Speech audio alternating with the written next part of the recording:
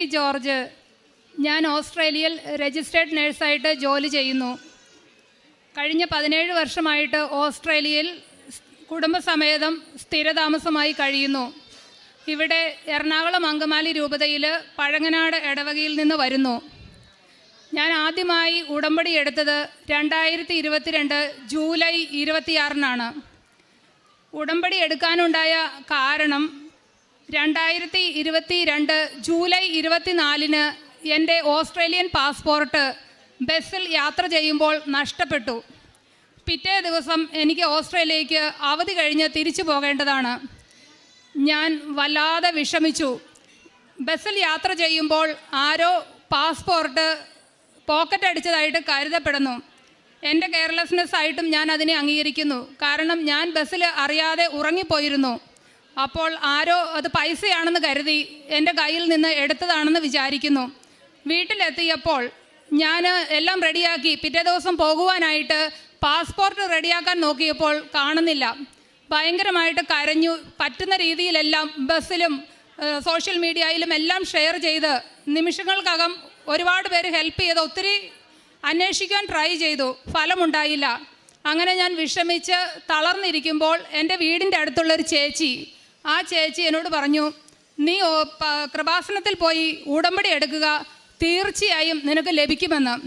എനിക്കത് ഭയങ്കര വിശ്വാസമായിട്ട് തോന്നി. കാരണം എന്താണെന്ന് വെച്ചാൽ ഈ ചേച്ചിക്ക് കോവിഡിൻ്റെ ക്ലൈമാക്സ് ടൈമിൽ 2020 കോവിഡ് വന്നിട്ട് 10-17 ദിവസം വെന്റിലേറ്ററിൽ കിടന്ന് അത്ഭുതകരമായ വിധത്തിൽ രക്ഷപ്പെട്ടതാണ്. ചേച്ചി മരിക്കുമെന്ന് എല്ലാവരും ഉറപ്പ് പറഞ്ഞതാണ്. പക്ഷേ ചേച്ചി ഉടമ്പടി എടുത്തതിൻ്റെ ഫലമായി ചേച്ചി എന്നോട് ഇങ്ങനെ പറയുന്നത്, ഒരു സമയത്ത് കൃപാസന മാതാവ് വന്ന് പുതിയ ലങ്സ് നൽകിയെന്ന് പറയുന്നത്. അപ്പം അങ്ങനെ ആ ചേച്ചി പറഞ്ഞതിൻ്റെ ഫലമായിട്ട് ഇവിടെ വന്ന് ഞാൻ ഉടമ്പടി എടുത്തു. പക്ഷെ ഞാൻ ഉടമ്പടി എടുത്ത് പ്രാർത്ഥിക്കാൻ തുടങ്ങി. പക്ഷേ പിറ്റേ ദിവസം എന്നെ വീണ്ടും വിശ്വാസക്കുറവ് പരീക്ഷിച്ചു. ഞാൻ കിട്ടുമെന്ന് എനിക്ക് വിശ്വാസമുണ്ട്, മാതാവിനോട് പ്രാർത്ഥിച്ചിട്ട് കിട്ടുമെന്ന് വിശ്വാസമുണ്ടെങ്കിലും വീണ്ടും വിശ്വാസക്കുറവ് എന്നെ പരീക്ഷിക്കാൻ തുടങ്ങി. ഞാൻ എത്രയും പെട്ടെന്ന് പുതിയ പാസ്പോർട്ട് ഉണ്ടാക്കാനുള്ള നടപടികൾ സ്റ്റാർട്ട് ചെയ്തു. അതിൻ്റെ ഫലമായിട്ട് എൻ്റെ പഴയ പാസ്പോർട്ട് ക്യാൻസലായിപ്പോയി. അപ്പോൾ എൻ്റെ ബ്രദർ നല്ല ദൈവവിശ്വാസിയാണ്. അവൻ എന്നോട് പറയുകയുണ്ടായി, എടി നീ ഉടമ്പടി എടുത്ത് പ്രാർത്ഥിക്കുന്നതല്ലേ, മാതാവിന് സമയം കൊടുക്ക്, നീ ക്ഷമയോടുകൂടി വെയിറ്റ് ചെയ്യാൻ. പക്ഷെ ഞാനത് സ്വീകരിച്ചില്ല. അങ്ങനെ ഞാൻ തലകും വിലകും ഓടി പുതിയ പാസ്പോർട്ടിനുള്ള നടപടികൾ സ്വീകരിച്ചുകൊണ്ടിരുന്നു. മാതാവ് അത്ഭുതകരമായിട്ട് 8-ാം ദിവസം എൻ്റെ പാസ്പോർട്ട് തിരിച്ചു തന്നു. ഞാൻ കയറാത്ത ഒരു ബസ്സിൽ കിടന്ന് ഒരു ഡ്രൈവർക്ക് കിട്ടുകയും ആ ഡ്രൈവർ അത് തിരിച്ചു തരികയും ചെയ്തു. പക്ഷേ അതിനോടകം ഞാനിങ്ങനെ ക്ഷമ കാണിക്കാതിരുന്നത് കൊണ്ട്, വിശ്വാസക്കുറവ് കൊണ്ടും എനിക്കത് പ്രയോജനപ്പെട്ടില്ല. പക്ഷേ ഞാനത് വേറൊരു പാഠം അതിൽ നിന്ന് പഠിച്ചു. ഉടമ്പടി എടുത്ത് പ്രാർത്ഥിക്കുന്ന നമ്മളെല്ലാവരും വളരെ ക്ഷമയോടുകൂടി മാതാവിൽ അൺകണ്ടീഷണലായിട്ട് നമ്മൾ വിശ്വസിച്ചുകൊണ്ട് കാത്തിരിക്കണം. അതിൻ്റെ ഫലം തീർച്ചയായും ഉണ്ടാകുമെന്ന് എന്നെ ഇത് വളരെ വലിയൊരു ലെസൺ പഠിപ്പിച്ചു. പിന്നെ വേറൊരു കാര്യം എന്ന് വെച്ചാൽ, എൻ്റെ മമ്മി, ഞാൻ ഈ ഉടമ്പടി എടുത്തതിൻ്റെ പിറ്റേ ദിവസം വൈകിട്ട് മമ്മിക്ക് ഭയങ്കര സീരിയസ് ആയിട്ട് ബ്ലഡിൽ ഇൻഫെക്ഷൻ ആയിട്ട് ഭയങ്കര സീരിയസ് ആയിട്ട് ഹോസ്പിറ്റലിൽ. അപ്പോൾ ഞാൻ തിരിച്ച് ഓസ്ട്രേലിയക്ക് പോയിരുന്നെങ്കിൽ മമ്മിയെ നോക്കാൻ ആരും ഉണ്ടാകുമായിരുന്നില്ല. എൻ്റെ ഒരേ ഒരു ആങ്ങള ഓസ്ട്രേലിയയിലാണ്. അപ്പോൾ ഞങ്ങൾ എമർജൻസി ലീവിൽ തിരിച്ചിങ്ങോട്ട് വരേണ്ട വന്നേനെ. അപ്പോൾ ഞാൻ വിശ്വസിക്കുന്നു, എൻ്റെ പാസ്പോർട്ട് നഷ്ടപ്പെട്ടത് എൻ്റെ കെയർലെസ്നെസ് കൊണ്ടാണെങ്കിലും ആ സങ്കടത്തിൽ മാതാവ് എന്നോട് കരുണ കാണിച്ചു. എനിക്ക് മമ്മിയെ നോക്കുവാനും അങ്ങനെയുള്ള ആ ഒരു ഇതിൽ ഞാൻ ഇൻവോൾവ് ആയതുകൊണ്ട് പാസ്പോർട്ട് നഷ്ടപ്പെട്ട സങ്കടമൊന്നും ഞാൻ അറിഞ്ഞില്ല. പിന്നെ ആളുകളും പറയാൻ തുടങ്ങി, കൊച്ചുകൂടെ ഉണ്ടായത് നന്നായി, മമ്മിക്ക് അല്ലെങ്കിൽ വളരെ ബുദ്ധിമുട്ടായേനെ എന്ന്. അങ്ങനെ മാതാവ് എന്നെ ഒരുപാട് കംഫോർട്ട് ചെയ്തു ആ സമയത്ത്. പിന്നെ മമ്മിയുടെ കൂടെ ആയിരിക്കാൻ പറ്റിയതും എനിക്ക് വളരെ സന്തോഷമുള്ളൊരു കാര്യമാണ്. പിന്നെ രണ്ടാമത്തെ സാക്ഷ്യം എന്ന് പറയുന്നത്, എൻ്റെ കുട്ടി, അവൾക്ക് 3 വയസ്സോ 4 വയസ്സോ കൃത്യമായിട്ട് എനിക്ക് ഓർമ്മയില്ല, അവൾക്ക് കാലിൽ കുറേ അരിമ്പാറയുണ്ടായിരുന്നു. അവൾക്ക് ഇപ്പോൾ 18 വയസ്സായി. അപ്പോൾ ഞാൻ ഉടമ്പടി എടുക്കുന്നത് ഒരു 2.5 വർഷം മുന്നെയാണ്. ഈ അരിമ്പാറയ്ക്ക് വേണ്ടി ഞങ്ങൾ കുറേ ചികിത്സ ചെയ്തു, ഇങ്ങനെ ചെറുതും വലുതുമായിട്ടുള്ള ചികിത്സകൾ. പക്ഷെ ഒന്നും ഫലമുണ്ടായില്ല. ഞങ്ങൾ മലയാറ്റൂരൊക്കെ പോയി നേർച്ചയൊക്കെ നേർന്ന് പ്രാർത്ഥിച്ചിട്ടുണ്ട്. കൊച്ചിനെപ്പോഴും ഭയങ്കര സങ്കടമാണ്, കാലിൽ നിറച്ച് അരിമ്പാറയാണ്, അത് മാറുന്നില്ലല്ലോ എന്ന് പറഞ്ഞ്. അപ്പോൾ ഞാൻ ഈ ഉടമ്പടി എടുത്ത ശേഷം ഉടമ്പടി തൈലം തേച്ച് എന്നും പ്രാർത്ഥിക്കാൻ തുടങ്ങി. പക്ഷേ എന്നെന്ന് പറഞ്ഞാൽ എനിക്ക് ഓർമ്മിക്കുമ്പോഴെല്ലാം ഞാൻ പ്രാർത്ഥിക്കും. പക്ഷേ അത് പോയില്ല, കുറച്ചുകൂടെ വേഴ്സാവുകയാണ് ചെയ്തത്. അപ്പോൾ കൊച്ചെന്നോട് കൊച്ചിനത് മാറുന്നില്ല. കൊച്ചിനും എനിക്ക് സങ്കടമായി, ഇതെന്നെ മാതാവ് മാറ്റിത്തരാത്തേ. അങ്ങനെ ഈ 2-3 മാസങ്ങൾക്ക് മുൻപ് ഒരു ദിവസം ഞാൻ ഈ തൈലം തേച്ച് കൊച്ചു പറഞ്ഞു എൻ്റെ കാലിൽ അരിമ്പാറ മാറുന്നില്ല, അമ്മ എന്നെ ചികിത്സിക്കാൻ കൊണ്ടുപോകാൻ പറഞ്ഞു. അപ്പം ഞാനിങ്ങനെ സങ്കടപ്പെട്ട് തൈലം തേച്ചു. അപ്പം അത് കൊച്ചെന്നോട് പറഞ്ഞു, അമ്മയുടെ കൃപാസനം ഒന്നും വർക്കൗട്ട് ആകില്ല, കാരണം ഇത് ഓൾറെഡി കുറേ പ്രാവശ്യം ചെയ്തല്ലോ, ഫലം ഉണ്ടാകത്തുകൊണ്ട് കൊച്ചും ഫ്രസ്ട്രേറ്റഡ് ആയി. അപ്പോൾ അവളുടെ ആ ഫ്രസ്ട്രേഷൻ കൊണ്ട് അവൾ പറഞ്ഞു ഇത് വർക്കൗട്ട് ആവില്ല എന്ന്.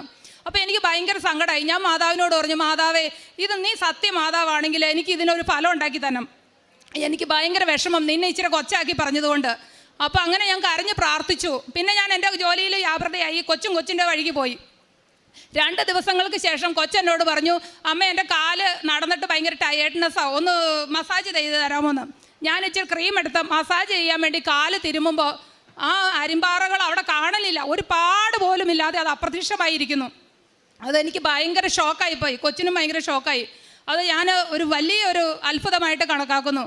പിന്നെ 3-മത്തെ കാര്യം എന്ന് വെച്ചാൽ എൻ്റെ ഹസ്ബൻഡിന് കുറേ വർഷങ്ങൾ, ഒരു 10-12 വർഷമായി എന്ന് തോന്നുന്നു, ഓസ്ട്രേലിയയിലെ ഒരു അലർജിയാണ്, ഹേ ഫീവർ. അങ്ങനെ എന്നും സ്ഥിരമായിട്ട് മൂക്കിൽ നിന്ന് വെള്ളം വരുമായിരുന്നു. അപ്പോൾ പുള്ളി ഒരുപാട് ഇങ്ങനെ കഷ്ടപ്പെട്ടു. ഇങ്ങനെ എപ്പോഴും ഇങ്ങനെ വെള്ളം വരുന്നതുകൊണ്ട് അതിന് സ്പ്രേ ഒക്കെ അടിക്കണം, എങ്ങാനും മറന്നുപോയെങ്കിൽ ഡ്യൂട്ടിക്ക് ചെല്ലുമ്പോഴും ഭയങ്കര പാടാ. അങ്ങനെ ഒരു ഫ്രസ്ട്രേഷനിലായിരുന്നു. അങ്ങനെ ഇരിക്കെ ഒരു ദിവസം അത്ഭുതകരമായിട്ട് ഉടമ്പടിയിൽ എഴുതിയിട്ട് പ്രാർത്ഥിച്ചു. അങ്ങനെ കുറേ ദിവസങ്ങൾ പ്രാർത്ഥിച്ച ശേഷം അത്ഭുതകരം എന്ന് പറയട്ടെ, ഒരു തോന്നൽ, പുതയ്ക്കുന്ന ബ്ലാങ്കറ്റ് 10-14 വർഷമായിട്ട് ഉപയോഗിക്കുന്ന ടൈപ്പ് ബ്ലാങ്കറ്റാണ്, അത് മാറ്റാനായിട്ട്. അങ്ങനെ മാറ്റിയപ്പോൾ ആ അലർജി പൂർണ്ണമായി സൗഖ്യമായി. പിന്നെ ഇത്രയും കാര്യങ്ങളാണ് എനിക്ക് പ്രധാനമായിട്ടും എനിക്ക് നിയോഗങ്ങളിൽ ലഭിച്ചത്. പിന്നെ ഞാൻ സുവിശേഷ പ്രവർത്തനമായിട്ട് കൃപാസനം ഇംഗ്ലീഷ് പത്രം ഇവിടുന്ന് കൊണ്ടുപോയിട്ട് അവിടെ രോഗികൾക്ക്, ഞാൻ ശുശ്രൂഷിക്കുന്ന രോഗികൾക്ക് ഞാനിങ്ങനെ 2 പേഷ്യൻ്റെങ്കിലും ടാർഗറ്റ് ചെയ്യും, എന്നിട്ട് അവർക്ക് വേണ്ടി പ്രാർത്ഥിക്കും. അങ്ങനെ കണ്ടുപിടിച്ച് തരാൻ മാതാവിനോട് പറയും 2 പേര് ഇത് അക്സെപ്റ്റ് ചെയ്യാനായിട്ട്. അപ്പം അങ്ങനെ പ്രാർത്ഥിക്കുന്നതിൻ്റെ ഫലമായിട്ട് അറ്റ്ലീസ്റ്റ് 2 രോഗികൾക്കെങ്കിലും കൃപാസനം പത്രം ഞാൻ കുറേ ഇങ്ങനെയൊക്കെ പറഞ്ഞ് എൻ്റെ ഒരു ഭയങ്കരമായ ത്രില്ലെല്ലാം പറഞ്ഞ് ഞാൻ അവർക്ക് കൊടുക്കും. പിന്നെ കാണുന്നവരോടെല്ലാം കൃപാസനത്തെ പറ്റി പറയാനായിട്ട് ഞാൻ മാതാവിനോട് പ്രാർത്ഥിക്കും, എനിക്ക് ചമ്മലില്ലാതെ പറയാൻ പറ്റണേന്ന്. അങ്ങനെ ഞാൻ പരമാവധി ട്രൈ ചെയ്യും. പിന്നെ കാരുണ്യപ്രവൃത്തിയായിട്ട് ഞാൻ നേഴ്സാണ്. രാവിലെ ജോലിക്ക് പോകുന്നതിന് മുമ്പ് ഏത് ഷിഫ്റ്റ് ആയാലും അരമണിക്കൂർ മുമ്പ് പോകുവാനായിട്ട് ട്രൈ ചെയ്യും. അത് എൻ്റെ ഓൺ ടൈമിൽ, സാലറി ഇല്ലാതെ ഓൺ ടൈമിൽ അരമണിക്കൂറെങ്കിലും മുമ്പ് പോകാനായിട്ട് ട്രൈ ചെയ്തിട്ട് മാക്സിമം ട്രൈ ചെയ്യും. അവിടെ ചെന്ന് ഞാൻ ഇൻചാർജിനോട് അനുവാദം ചോദിച്ചിട്ട് രോഗികളെ കാണും, അവരോട് കൃപാസനത്തെ പറ്റി പറയും, അതിനുവേണ്ടി മാതാവിനോട് പ്രാർത്ഥിക്കും പറയാൻ പറ്റണേന്ന്.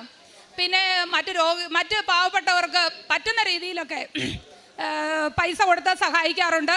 അല്ലാതെ മറ്റുള്ളവരോട് ചോദിച്ചും പൈസയൊക്കെ മേടിച്ച് അങ്ങനെയൊക്കെ ഞങ്ങൾ പരമാവധി ട്രൈ ചെയ്യാറുണ്ട്, അങ്ങനെയൊക്കെ പാവപ്പെട്ടവരെ സഹായിക്കാനായിട്ട്.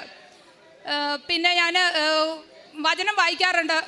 സത്യം പറയട്ടെ, അരമണിക്കൂർ എന്നുള്ളത് ചിലപ്പോൾ ഞാൻ വീഴ്ച വരുത്തിയിട്ടുണ്ടെങ്കിലും ഞാൻ പരമാവധി ചിലപ്പോൾ അരമണിക്കൂർ കൂടുതലും വായിക്കാൻ ട്രൈ ചെയ്യും. പിന്നെ ദിവസവും കുർബാനയിൽ എന്ന് വെച്ചാൽ ഞാൻ നേഴ്സായതുകൊണ്ട് ചിലപ്പോൾ എൻ്റെ ഡ്യൂട്ടി മാറ്റി കിട്ടത്തില്ല. പക്ഷേ എൻ്റെ ഒരു വീഴ്ച കൊണ്ട് ഒരിക്കലും ഞാൻ കുർബാന മുടക്കില്ല. എങ്ങനെയെങ്കിലും എല്ലാ ദിവസവും കാണാൻ സാധിക്കും. ചിലപ്പോൾ ഡ്യൂട്ടിയുടെ കാരണം കൊണ്ട് മാറ്റി കിട്ടിയില്ലെങ്കിൽ അന്ന് കാണാൻ പറ്റത്തില്ല.